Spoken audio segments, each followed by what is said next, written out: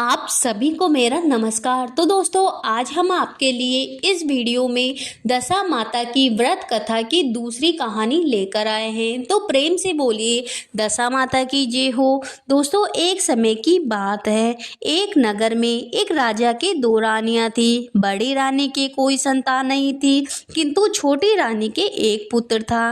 राजा छोटी रानी और उसके पुत्र को बड़ा प्रेम करते थे। यह देखकर बड़ी रानी को बहुत ईर्ष्या होती। वह राजकुमार के प्राणों की प्यासी हो गई।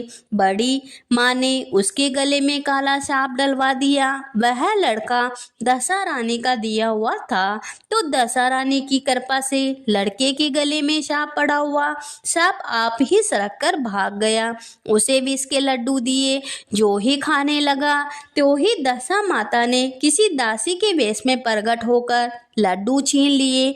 बड़ी रानी ने उसे पकड़कर गहरे कुएं में डाल दिया और दशा रानी ने उसे बीच में ही रोक लिया।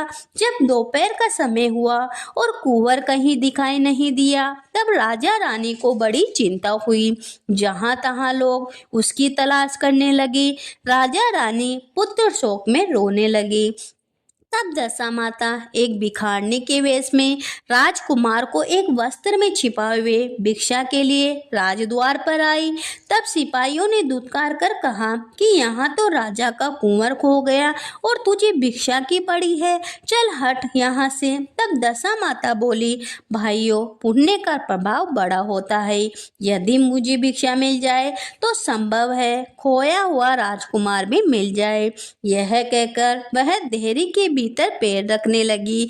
उसी समय दशा माता ने एक वस्त्र में से बालक का पैर उखाड़ दिया।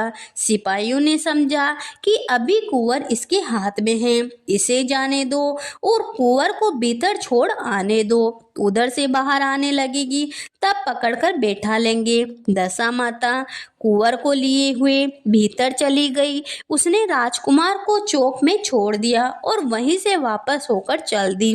परंतु रानी ने उसे देख लिया। उसे डांटकर कहा, तू कौन है? तूने 3 दिन से मेरे लड़के को छिपा कर रखा है, तूने ऐसा क्यों किया?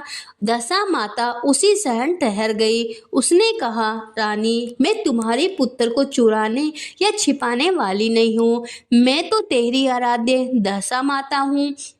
तुझे सचेत करने आई हूँ कि तेरी सोच तुझे ईर्ष्या रखती है, वही तेरे पुत्र को मारना चाहती है। अपने पुत्र को कभी उसके पास न जाने दो। और सारा हाल कह सुनाया। माता बोली, मैं तुझे चेतावनी देने आई हूँ। तब रानी भगवती के पैरों में गिर पड़ी। उसने विनीत भाव से प्रार्थना की कि जैसे आपने मेरे पुत्र की रक्षा करी, वैसे ही मेरे सुख सौभाग्य की भी रक्षा करना और मेरे यही आप सदैव रहिए। मुझसे जो सेवा पूजा बनेगी सो करूंगी। तब दशा माता ने कहा, मैं किसी के घर में नहीं रहती। जो श्रद्धा पूर्वक मेरा स्मरण करता है उसी के हृदय में मैं रहती हूँ।